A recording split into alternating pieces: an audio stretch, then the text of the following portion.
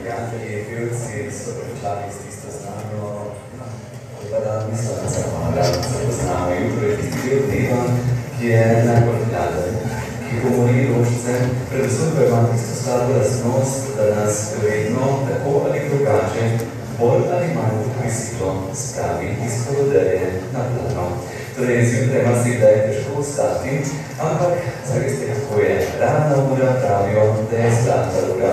Marsikaj sicer doda rana ura, slovenski fan, dobro, pa vendar.